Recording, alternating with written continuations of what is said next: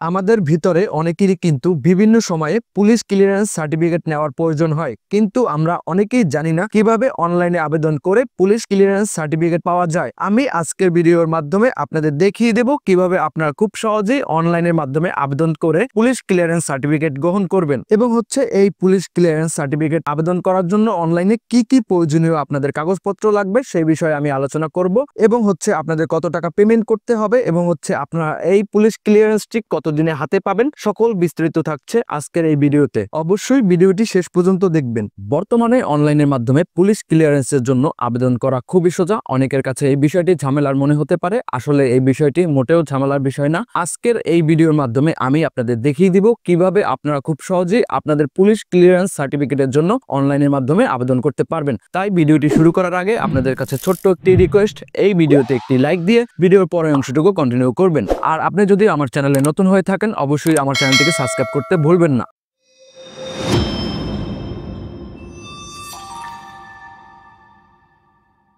আমি এই আবেদনটি কম্পিউটার স্ক্রিন থেকে দেখাচ্ছি। আপনারাও চাইলে আপনাদের হাতে থাকা স্মার্টফোন থেকে কিংবা আপনার বাসায় যদি ল্যাপটপ কম্পিউটার থেকে থাকে তার মাধ্যমে আপনি এই আবেদনটি করতে পারবেন। তো শুরুতেই আপনি যে কোনো একটি ব্রাউজারে চলে যাবেন। আমি এখানে ব্রাউজার হিসেবে গুগল ক্রোম ব্যবহার করছি, আপনারা চাইলে ব্যবহার করতে পারেন। ব্রাউজারে গিয়ে গুগল বারে সার্চ করবেন pcc.police.gov.bd, এই অ্যাড্রেসটি লিখে গুগল বারে সার্চ করবেন। আমি আপনাদের সুবিধার্থে এই লিঙ্কটি ডিসক্রিপশন বক্সে দিয়ে দিব। অ্যাড্রেসটি লিখে সার্চ করার পরে আমাদের সরাসরি পুলিশ ক্লিয়ারেন্স অনলাইন পোর্টালে নিয়ে যাওয়া হবে। এখানে আপনি কর্নারে দেখতে পাচ্ছেন সাইন ইন এবং রেজিস্ট্রেশন। এখান থেকে আপনি রেজিস্ট্রেশন বাটনে একটি ক্লিক করে দিবেন। এরপরে দেখতে পাচ্ছেন আমাদের সামনে একটি রেজিস্ট্রেশন ফর্ম চলে এসেছে। আমাদের এখানে ব্যক্তিগত তথ্য দিয়ে এই রেজিস্ট্রেশনটি সম্পূর্ণ করতে হবে। আমি এখানে সকল তথ্যগুলো ফুলফিল করে আবারও আপনাদের সাথে আসছি। সর্বপ্রথমেই আপনি এখানে আপনার এনআইডি অনুযায়ী আপনার নাম দিয়ে দিবেন। এরপরে আপনি দেখতে পাচ্ছেন ইমেল অ্যাড্রেস, এখানে আপনি একটি সচল ইমেল অ্যাড্রেস ব্যবহার করবেন। এরপরে দেখতে পাচ্ছেন ফোন নাম্বার, এখানে আপনি একটি সচল ফোন নাম্বার ব্যবহার করবেন। এরপরে দেখতে পাচ্ছেন এনআইডি নাম্বার, এখান থেকে আপনি আপনার এনআইডি নাম্বারটি দিয়ে দিবেন। এরপরে দেখতে পাচ্ছেন পাসওয়ার্ড, আপনি এখানে একটি স্ট্রং পাসওয়ার্ড দিয়ে দিবেন এবং সেই পাসওয়ার্ডটি আবার নিচে পুনরায় দিয়ে দিবেন। এরপরে দেখতে পাচ্ছেন নিচে একটি বক্স রয়েছে এবং আপনাকে এখানে যোগফল বের করতে হবে। আমি এখানে যোগফল বের করে দিয়ে দিয়েছি। আপনাদের সংখ্যাগুলো ভিন্ন ভিন্ন হতে পারে, আপনারা সেইভাবে দিয়ে দিবেন এখানে। তো এখানে সকল তথ্যগুলো আপনাদের সম্পূর্ণভাবে ফুলফিল হয়ে গেলে নিচে চলে আসবেন। নিচে চলে আসার পরে দেখতে পাবেন কন্টিনিউ নামে একটি অপশন পেয়ে যাবেন, সেখানে একটি ক্লিক করে দিবেন। কন্টিনিউ বাটনে ক্লিক করার পরে আপনারা এখানে যে ইমেল অ্যাড্রেসটি ব্যবহার করেছেন ওই ইমেল অ্যাড্রেসে একটি মেইল পাঠানো হবে। ওই মেইলটি ওপেন করে আপনারা এই অ্যাকাউন্টটি কনফার্ম করে নেবেন। যেহেতু অলরেডি আমার এখানে একটি অ্যাকাউন্ট তৈরি করা আছে, সেক্ষেত্রে আমি আর এখানে অ্যাকাউন্ট তৈরি করব না। আমি আপনাদের একটু ধারণা দেওয়ার জন্য আমি এই বিষয়টা আপনাদের দেখিয়ে দিলাম। আপনারা এখান থেকে অ্যাকাউন্টটি রেজিস্ট্রেশন সম্পূর্ণ করে নেবেন। তো এখানে আপনাদের অ্যাকাউন্টটি তৈরি করা হয়ে গেলে কিংবা রেজিস্ট্রেশন করা হয়ে গেলে আপনারা হোমে চলে আসবেন। হোমে চলে আসার পরে আপনারা এখানে লগইন নামে একটি অপশন পেয়ে যাবেন, সেখানে একটি ক্লিক করে দিবেন এবং এইখানে দেখতে পাচ্ছেন মোবাইল নাম্বার এবং পাসওয়ার্ড। রেজিস্ট্রেশন করার সময় আমরা যে মোবাইল নাম্বারটি দিয়ে দিয়েছি এবং পাসওয়ার্ড দিয়ে দিয়েছি, সেই মোবাইল নাম্বার এবং পাসওয়ার্ডটি আপনারা এখানে দিয়ে দিবেন। মোবাইল নাম্বার এবং পাসওয়ার্ডটি দেওয়া হয়ে গেলে এখান থেকে আপনি সাইন ইন বাটনে একটি ক্লিক করে দিবেন। লগইন এর মাধ্যমে আমরা আমাদের কাঙ্ক্ষিত অ্যাকাউন্টে চলে এসেছি। এখান থেকে আমরা এখন অ্যাপ্লাই করব। অ্যাপ্লাই করার জন্য উপরে দেখতে পাচ্ছেন অ্যাপ্লাই নামে একটি অপশন রয়েছে, সেখানে একটি ক্লিক করে দিবেন। এরপরে দেখতে পাচ্ছেন পারপাস, এখান থেকে আপনি গো অ্যাব্রড এই অপশনটি সিলেক্ট করে দিবেন। এরপরে দেখতে পাচ্ছেন কান্ট্রি অফ ট্রাভেল, আপনি যে দেশে ট্রাভেল করবেন সেই দেশটি এখান থেকে আপনি সিলেক্ট করে দিবেন। দেশ সিলেক্ট করা হয়ে গেলে দেখতে পাচ্ছেন পার্সোনাল ইনফরমেশন, এখানের ইনফরমেশন গুলো আপনাদের সম্পূর্ণ পাসপোর্ট অনুযায়ী ফুলফিল করতে হবে। আমি এইখানের সকল তথ্য ফুলফিল করে আবারও আপনাদের সাথে আসছি। সর্বপ্রথমেই আপনি দেখতে পাচ্ছেন পাসপোর্ট নাম্বার, এখানে আপনি আপনার পাসপোর্ট নাম্বারটি দিয়ে দেবেন। এরপরে দেখতে পাচ্ছেন issuing country, Bangladesh by default এটি সিলেক্ট করাই থাকবে। এরপরে দেখতে পাচ্ছেন ইস্যু ডেট, আপনি আপনার পাসপোর্টের ইস্যু ডেট এখানে দিয়ে দেবেন। এরপরে দেখতে পাচ্ছেন ইস্যু প্লেস, এখানে DIP/ঢাকা কিংবা আপনি এখানে শুধু ঢাকা লিখে দিতে পারেন। এরপরে দেখতে পাচ্ছেন এক্সপায়ার ডেট, আপনি আপনার পাসপোর্টের এক্সপায়ার ডেটটি এখানে দিয়ে দিবেন। এরপরে দেখতে পাচ্ছেন মোবাইল নাম্বার, আপনি আপনার একটি সচল ফোন নাম্বার এখানে দিয়ে দিবেন। এরপরে দেখতে পাচ্ছেন ইমেল অ্যাড্রেস, আপনি চাইলে এখানে দিতে পারেন নাও দিতে পারেন, সমস্যা নাই। এরপরে দেখতে পাচ্ছেন এনআইডি নাম্বার, আপনি আপনার এনআইডি নাম্বারটি এখানে দিয়ে দিবেন। এনআইডি নাম্বার দেওয়া হয়ে গেলে দেখতে পাচ্ছেন স্যালুটেশন, এখানে আপনি পুরুষ হয়ে থাকলে MR সিলেক্ট করে দিবেন এবং মহিলা হয়ে থাকলে MS সিলেক্ট করে দিবেন। এরপরে দেখতে পাচ্ছেন ফুল নেম, এখানে আপনার সম্পূর্ণ নামটি লিখে দিবেন। এরপরে দেখতে পাচ্ছেন ফাদার্স/হাজবেন্ড নেম, এখানে আপনি আপনার পিতার নামটি লিখে দিবেন। এরপরে দেখতে পাচ্ছেন রিলেশন, এখান থেকে আপনি ফাদার সিলেক্ট করে দেবেন এবং নিচে দেখতে পাচ্ছেন মাদার্স নেম, এখান থেকে আপনি আপনার মায়ের নামটি দিয়ে দিবেন। এরপরে দেখতে পাচ্ছেন ডেট অফ বার্থ, এখানে আপনি আপনার জন্ম তারিখটি দিয়ে দিবেন এবং সর্বশেষ দেখতে পাচ্ছেন ফটো ম্যাক্সিমাম 115 কেবি। এখানে আপনি আপনার একটি পাসপোর্ট সাইজের অফিসিয়াল ছবি আপলোড করে দিবেন। অবশ্যই ছবিটি হতে হবে 115 কেবির মধ্যে। এখানে আপনার যাবতীয় সকল তথ্য আপনার পাসপোর্টে পেয়ে যাবেন। অবশ্যই এখানে তথ্যগুলো আপনি আপনার পাসপোর্ট অনুযায়ী পূরণ করবেন। আপনার এখানে সকল তথ্যগুলো ফুলফিল করা হয়ে গেলে কর্নারে সেভ এন্ড নেক্সট নামে একটি অপশন পেয়ে যাবেন, সেখানে একটি ক্লিক করে দিবেন। এরপরে আমাদের এখান থেকে পার্সোনাল অ্যাড্রেস ফুলফিল করতে হবে এবং হচ্ছে সর্বপ্রথমে আপনি দেখতে পাচ্ছেন এমার্জেন্সি কন্ট্যাক্ট অ্যাড্রেস। আমাদের সর্বপ্রথমে এখানে এমার্জেন্সি কন্ট্যাক্ট অ্যাড্রেস ফুলফিল করতে হবে। সর্বপ্রথমে আপনি আপনার ডিস্ট্রিক্ট সিলেক্ট করে দিবেন, এরপরে আপনি আপনার থানা সিলেক্ট করবেন। এরপর দেখতে পাচ্ছেন পোস্ট অফিস, আপনি এখানে আপনার পোস্ট অফিসটি লিখে দিবেন। পোস্ট অফিস দেওয়া হয়ে গেলে নিচে দেখতে পাচ্ছেন পোস্ট কোড, আপনি এখান থেকে আপনার পোস্ট কোডটি দিয়ে দিবেন। পোস্ট কোডটি দেওয়া হয়ে গেলে দেখতে পাচ্ছেন ভিলেজ এরিয়া সেক্টর, আপনার পাসপোর্টে যেরকম ঠিকানা দেওয়া রয়েছে আপনি সেই ঠিকানাটি এখানে ব্যবহার করবেন। এরপর দেখতে পাচ্ছেন রোড এবং হাউস আপনাদের থাকলে দিয়ে দিবেন, না দিলেও কোনো সমস্যা নেই। এরপরে দেখতে পাচ্ছেন পার্মানেন্ট কন্ট্যাক্ট অ্যাড্রেস, আপনারা এখানে সেম অ্যাড্রেস ব্যবহার করে তথ্যগুলো ফুলফিল করে দিবেন। এখানে তথ্যগুলো ফুলফিল করা হয়ে গেলে এরপরে একটু নিচে চলে আসবেন। নিচে চলে আসার পরে দেখতে পাচ্ছেন প্রেজেন্ট অ্যাড্রেস, আপনারা এখানেও সেম অ্যাড্রেস ব্যবহার করে তথ্যগুলো ফুলফিল করে দিবেন। এবং হচ্ছে এখানে সর্বশেষ দুইটি অপশন দেখতে পাচ্ছেন, ডেলিভারি টাইপ বাই হ্যান্ড এবং হচ্ছে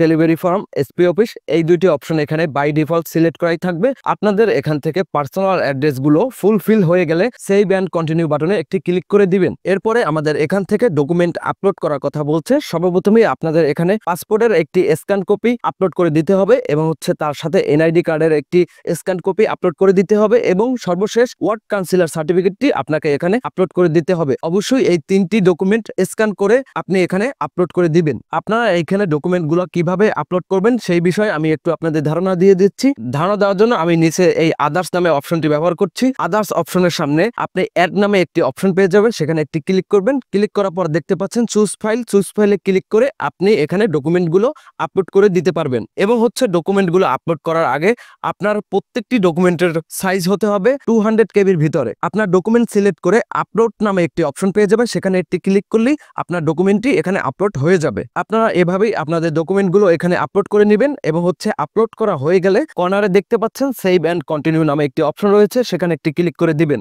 এরপরে দেখতে পাচ্ছেন আমাদের সামনে এরকম একটি ইন্টারফেস চলে এসেছে। এখান থেকে আমরা এই আবেদনকারীর যে সকল তথ্যগুলো ফুলফিল করলাম সেই সকল তথ্যগুলো দেখানো হচ্ছে। আপনাদের যদি এখানে কোনো তথ্য মিস্টেক হয়ে যায় কিংবা হচ্ছে টাইপিং করার সময় ভুল হয়ে যায়, সেক্ষেত্রে আপনি এডিটে ক্লিক করে ভুল সংশোধন করার সুযোগ পাচ্ছেন। আর যদি হচ্ছে আপনাদের এখানে সকল তথ্যগুলো ঠিকঠাক থাকে সেক্ষেত্রে আপনি এখানে দেখতে পাচ্ছেন ফাইনাল সাবমিট এবং হচ্ছে এর সামনে একটি বক্স রয়েছে, সেখানে একটি টিক মার্ক দিয়ে কনফার্ম বাটনে একটি ক্লিক করে দিবেন। এরপরে আপনারা এখানে দেখতে পাবেন রেফারেন্স নাম্বার, পাসপোর্ট নাম্বার, নাম এবং হচ্ছে মোবাইল নাম্বার। আপনারা অবশ্যই এই তথ্যগুলো একটি খাতায় লিখে রাখবেন কিংবা স্ক্রিনশট দিয়ে রাখবেন। এখন আমরা এখান থেকে পুলিশ ক্লিয়ারেন্সের ফি পরিশোধ করব। ফি পরিশোধ করার জন্য এক নম্বরে দেখতে পাচ্ছেন ক্লিক নামে একটি অপশন রয়েছে, সেখানে একটি ক্লিক করে দিবেন। এরপরে আমাদের সামনে দেখতে পাচ্ছেন অনলাইন পেমেন্ট গেটওয়ে চলে এসেছে। আপনারা এখান থেকে মোবাইল ব্যাংকিং সিলেক্ট করবেন এবং হচ্ছে আপনারা এখানে ফি প্রদানের জন্য নগদ, রকেট, বিকাশ এবং উপায় ব্যবহার করতে পারবেন। যেহেতু আমি বিকাশ থেকে এখানে ফি প্রদান করব, সেক্ষেত্রে আমি এখানে বিকাশ সিলেক্ট করে দিব। এরপরে আপনারা এখানে মেইন অ্যামাউন্ট এবং হচ্ছে প্রসেসিং ফি এই সকল বিস্তারিত এখানে দেখতে পাবেন। আপনারা এখান থেকে কনফার্ম বাটনে একটি ক্লিক করে দেবেন। সর্বপ্রথমে আমাদের এখানে বিকাশ নাম্বারটি দিতে বলছে, আপনারা এখানে আপনার বিকাশ নাম্বারটি দিয়ে দিবেন। আমি এখানে আমার বিকাশ নাম্বারটি দিয়ে দিচ্ছি, আপনারা আপনাদের বিকাশ নাম্বারটি এখানে দিয়ে দিবেন। বিকাশ নাম্বার দেওয়া হয়ে গেলে নিচে কনফার্ম নামে একটি অপশন পেয়ে যাবেন, সেখানে একটি ক্লিক করে দিবেন। এরপরে দেখতে পাচ্ছেন ভেরিফিকেশন কোড। আমরা ইতিমধ্যে এখানে যে বিকাশ অ্যাকাউন্টের নাম্বারটি ব্যবহার করেছি ওই বিকাশ অ্যাকাউন্ট নাম্বারে একটি ভেরিফিকেশন কোড পাঠানো হয়েছে, সেই ভেরিফিকেশন কোডটি আপনারা এখানে দিয়ে দিবেন। আমি এখানে দিয়ে দিচ্ছি। ভেরিফিকেশন কোডটি দেওয়া হয়ে গেলে নিচ থেকে আবারও কনফার্ম বাটনে আপনারা একটি ক্লিক করে দিবেন। এখন এইখানে আমাদের বিকাশ অ্যাকাউন্টের পিন নাম্বারটি দিতে বলছে, আমি আমার বিকাশ অ্যাকাউন্টের পিন নাম্বারটি দিয়ে দিচ্ছি। আপনারা আপনাদের বিকাশ অ্যাকাউন্টের পিন নাম্বারটি দিয়ে দিবেন। পিন নাম্বারটি দেওয়া হয়ে গেলে নিচ থেকে আবারও কনফার্ম নামে একটি অপশন পেয়ে যাবেন, সেখানে একটি ক্লিক করে দিবেন। এবং হচ্ছে দেখতেই পাচ্ছেন ভেরিফিকেশন সাকসেসফুল হয়ে গিয়েছে এবং তার সাথে সাথে আমাদের পেমেন্টটি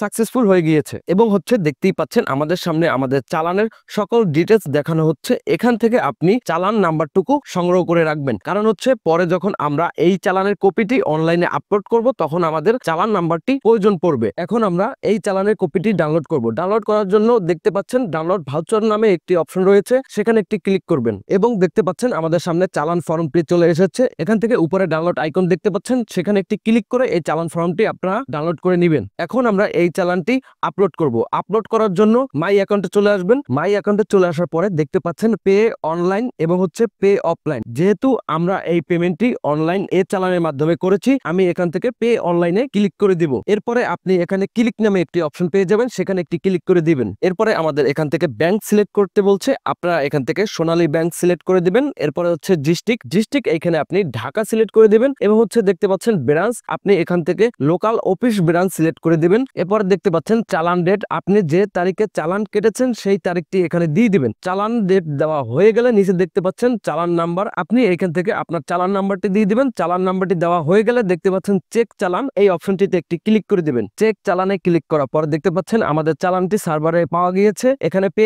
এবং হচ্ছে আবেদনকারীর নাম দেখানো হচ্ছে। এরপরে আমরা আমাদের চালান কপিটি অনলাইনে আপলোড করে দেব। আপলোড করার জন্য দেখতে পাচ্ছেন এখানে আপনার চালান কপিটি আপলোড করার জন্য অবশ্যই চালান কপিটির সাইজ হতে হবে 300 কেবির মধ্যে। এখান থেকে আপনি চুজ ফাইলে ক্লিক করবেন এবং হচ্ছে আপনার চালানটি সিলেক্ট করবেন। চালানটি সিলেক্ট করা হয়ে গেলে এখানে আপলোড নামে একটি অপশন পেয়ে যাবেন, সেখানে একটি ক্লিক করে দিবেন। আপলোডে ক্লিক করার পর আপনি এখানে দেখতে পাচ্ছেন personal information, personal address, document, confirmation, payment এবং সর্বশেষ ডান দেখাচ্ছে। আমরা এখান থেকে ফিনিশ বাটনে ক্লিক করলে আমাদের আবেদনের সকল কাজ এখানে শেষ। এরপরে আমাদের সামনে এরকম একটি ইন্টারফেস চলে আসবে, এখান থেকে আমাদের আবেদন ফর্মটি ডাউনলোড করতে হবে। আবেদন ফর্মটি ডাউনলোড করার জন্য রেফারেন্স নং দেখতে পাচ্ছেন, এর নিচে আপনি একটি ক্লিক করে দিবেন। এরপরে এখান থেকে প্রিন্টার আইকনে ক্লিক করে আবেদনের ফর্মটি আপনার সুবিধা মতো যে কোনো একটি জায়গায় সেভ করে রাখবেন। পরবর্তীতে আপনি যে কোনো একটি কম্পিউটারের দোকানে গিয়ে এই আবেদন ফর্মটি প্রিন্ট আউট করে নেবেন। আবেদন সাবমিট করার কিছুদিনের মধ্যেই একজন দায়িত্বশীল পুলিশ কর্মকর্তা আপনাকে ফোন দিবে